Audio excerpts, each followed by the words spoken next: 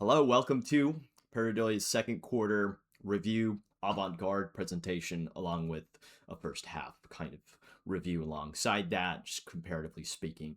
So, just jumping in, show and tell. I was in Japan for 5 weeks. It gave me some time to, smell the roses, kind of see Japan as an anchor point. It's been an anchor point. I mean, I was there for almost half the quarter, right? But it got to be this like great expression or journey adventure, and it provided a lot of clarity, maturation, and what I guess you could kind of describe as exponential growth, or like a lot of growth right here now, or within this restricted time frame. Maybe not so much with Pareidolia, but just to get that sense of like management wise. I have another slide that goes in depth a little, or where I want to go in depth a little, but the overall experience felt like I was a wealthy drifter, right? Like my budget was 20k yen a day. Um, I got to see things that other people don't really typically go to, like the Osaka Securities Exchange or Stock Exchange, Tokyo Stock Exchange. I had a picture with me on at the bell, but I didn't put it here. And then there's me in Kobe, where I was backpacking, right? So I had 3 days of clothes, essentially 4 days of clothes, including what I was wearing daily. But that sentiment where it's like over self reliance, or this need to just say, okay, I have to be able to adapt and do things on my own, and have to have these experiences, or else, well, I'm going to miss out on whatever. And that's kind of the case. So, you're just going into that growth. Hopefully, this doesn't play. Um, Solo travel kind of seems to work like a wake up call. You get this weird bird's eye view. You get to war game ideas, thoughts, concepts, in a whole entire environment absent of from where you're from, where you are. Do I really value these things? Do I actually believe in this stuff? And then also you get to bump into people, characters, that kind of show you who you really are, who you have to become, or obviously this is some type of deal, the pain of becoming yourself, where you're talking to people and you're like, well, shit, this is actually, the direction I have to go in is what I thought of, a few weeks ago.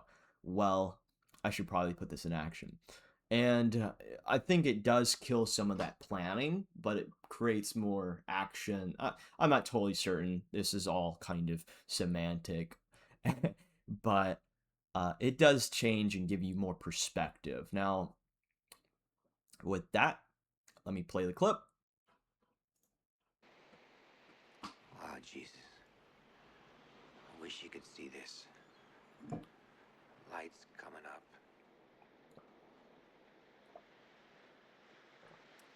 I've never seen a painting that captures the beauty of the ocean at a moment like this. I'm gonna make you rich, Bud Fox. Yeah, rich enough you can afford a girl like Darian. This is your wake-up call, pal. Go to work.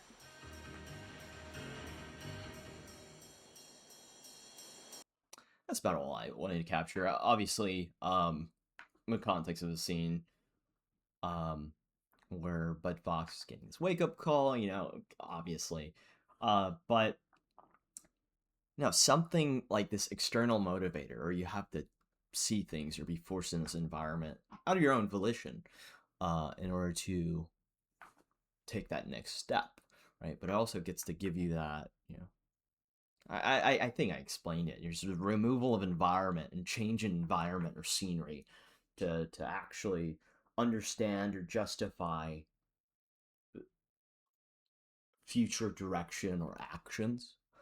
Um, and obviously, getting to see and like verify or reevaluate, what you believe in, what you see, what you think, and whether that changes you, or um, what is it like, reinforces that iron in you, to pull a Lee Kuan Yew. Uh, it's It's there. It's necessary. Maybe not so much. Obviously, I'm in a very privileged environment where, my budget was like 8 to 10 grand of my own money. And I don't think most people can kind of just do the shit on a whim. Um, Moving forward, I think dark horses can be or manufactured. As these last 2 quarters or this first half felt really dark horsey. Um, I'm trying to build out my own persona, identity, career, whatever identity as well.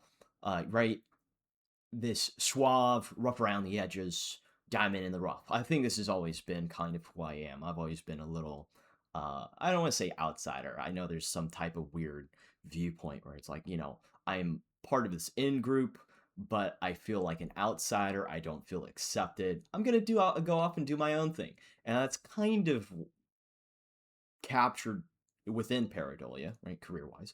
But at the same time, right, functionally, you have to do something in order to make it function, to work, right? If you keep planning something, there's no act, there's like this action, right? It's like, okay, I need to do this, I have to do this, right? Or I want to do this, I need to do this to capture that.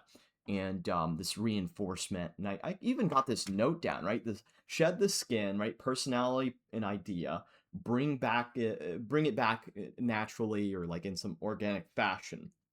And when I was a kid, I wanted to be an international businessman, financier, trader. Maybe not so much on that end, but the international businessman, because obviously I'm Brazilian American. It's kind of just like, oh, multilingual. How do I capture that? And I think post solo travel, it's like, okay, well, there is no identity crisis. I know who I am. And it's now it's building it out. A matured version of that. Um, and going back towards this, right? The functionality and action of doing outperform planning. Um, and they don't have to be perfect. It could be completely, um, you know, uh, what is the term? Like very unpleasant. I mean, look at this, right? The environment. I don't want to do this in my room, but at the current environment stage, whatever, right? This is kind of the necessity or the function that happens due to acting, right? You have to be this man in the arena, um, and I do think dark horses are manufactured, right? They're a side effect, at least to my sense. I think it's a side effect of rejection apathy, right? You can't get this thing. Why don't I just go off in my own way? I don't know how to do it, but I know I can make it happen. Um, and then obviously for me, at some degree, right, defiance of the odds has always been some type of attractive viewpoint. And I remember a specific instance in one of my investment or uh, insurance classes where it was something to do with taking something from zero, and it's just like the whole cynicism is redundant in my view, with obviously the passion or delusion or grandeur. You can build. Why can it not be you? Why not you? So let's get to business, right? Insert the crazy stupid love. I think before Japan, before right, capturing this passion, there's fire back from travel, right? I I was wildly unhappy and trying to buy it, build it, and it wasn't working. And I think there's periods you have to be unhappy. You have to deal with dissatisfaction, and you either tolerate it or conquer it. You have to be this man in the arena. Revenue and profitability. Just very minute changes from at least from on revenue. Um, Expensive have gone down. However, forward facing, there's going to be a large expense item this quarter, probably this month, next month. Once I see this bill again. It's a tax item. Options have been marvelous this quarter, right? Sarepta was a great trade. I was able to, capture 80% of the gain and rotate it into another option. Now, is that in the red? Probably. But, in that sense, it's essentially almost doubled. Maybe not doubled, but close enough. And then expenses have gone down a little, but they'll be up next quarter. Um, and then just on the net, it just barely increased. Balance sheet wise, I think it's pretty standard. I kind of just see an overview of the cash flow, not cash flow, excuse me, assets, liabilities, equity, um, working now moving forward, right? Unrealized losses are going to be here. I just think that's the easiest way to format this, and I'll learn along the way.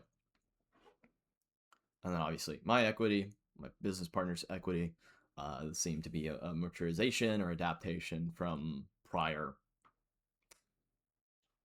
data. And lastly, the cash flow statement, right? Just kind of general overview. And that's about it, really, when it comes to the numbers. Right? Our net income, unrealized losses, these have been realized. I'll talk about that in a bit. Investment activity, obviously, I'm churning every dollar made, at least in the interactive broker in the equity book, is going back into the equity book. Is that heavy churn? Yeah. Is that beneficial? Probably. Is it working? At least last quarter, not really. But it's just part of the game. And there's a general summary, right? Revenue's gone up, doubled almost, right? It's working. It's just this has been the best quarter. Expenses are down, but they'll be up again. It's just kind of like this seasonality with expenses, it seems. Portfolio is going to have losses next quarter, but for now, it's just kind of this balance sheet item. And then income's obviously shot up. So reflections from last quarter. Private credit fears seem to have fizzled out sentiment wise. They're still there, they're existent, but it's just kind of, I don't know. It's kind of like, okay, so what? And then Iran, I was completely wrong with Iran. I thought it was a nothing burger. It still feels like one though. You hear some type of political whispers, and it's just like, is anything gonna happen? It just seems to keep dragging. What's gonna happen, right? If nothing's happening, why do I what use is this information? And I think it's a problem when it comes to information overload. So manager's notes and observations. Let me move this my camera just a bit. Okay, manager's notes. Coverage calls worked out fabulously for like 6 to 8 months. Now, the irritation or the pain point is that the equity side, or the price decay of the equity, kept dragging. And while that's tolerable, while monetized, or captured gains against the losses, right, collateralizing it, and it's just irritating. It's just like, okay, everything I'm doing is working, but this silly freaking product keeps tanking. And at a certain point, you're like, well, get rid of it. And that just happened this week, but or at least majority of it, where I offloaded 2,300 shares of Pick Your Poison Bird Company. And now it's just freed up cash, and we'll see what happens this coming month, quarter, whatever. Just the drag. I think the drag on the book is kind of irritating, especially when you use two, large capital appreciation. Typically like 20% on my personal side, but I don't know. There's abundance of cynics out there, right? There's this desire to be a optimist or a contrarian, just like, you people are too cynical. I don't understand why. You're so intelligent, but you're cynical. If it works, if we build it right, what then, right? And I don't know. There's a rejection of these cynics, and this has popped up, and I don't know why. I mean, I've always been kind of this way, but it's just this weird defiance. I don't like cynics, and I don't see the point of view or your idea, your ideology. It's rational to be skeptical, but you should be a skeptical optimist, right? Um, and then obviously, I've been calling the forecast events exchange traded derivatives. It just seems to be the right name to call them now. Where they finally work this last month, um, with proper sizing.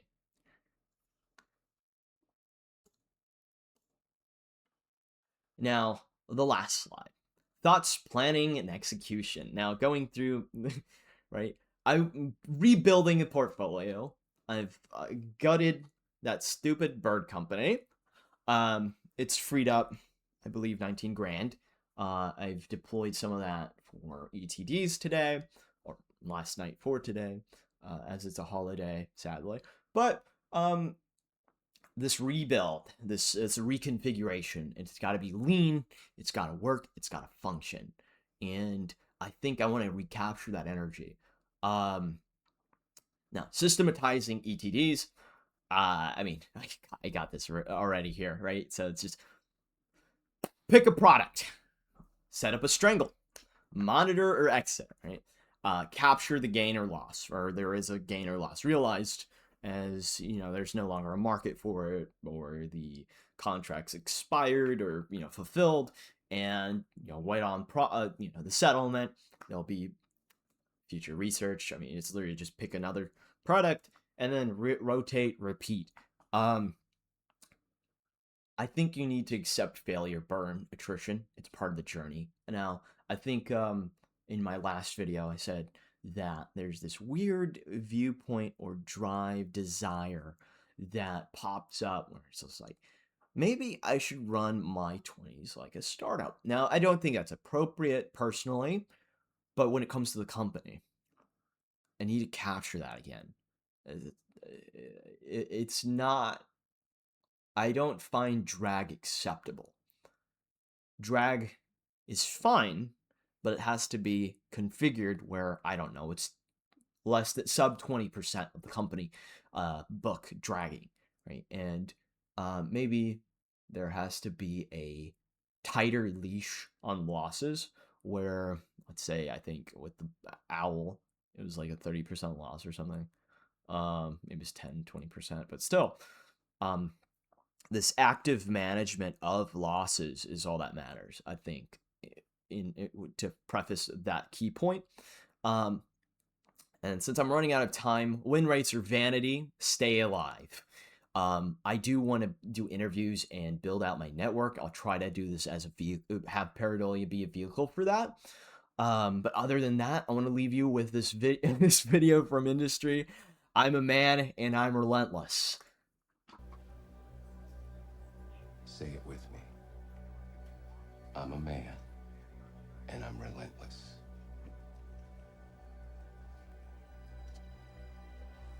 I'm a man and I'm relentless. Good. Now, say it properly. Stay with me. Oh, shit. I am a man and I'm relentless. I'm a man, and I'm relentless. I'm a man and I'm relentless. I'm a man! I'm a man And I'm relentless! I am a man. I'm a man! I am a man. And I'm relentless! I'm a man and I'm relentless. Now, go to work. Now, we do our jobs. Wait, what did you want to talk about? Thanks for joining me. I hope to see you soon.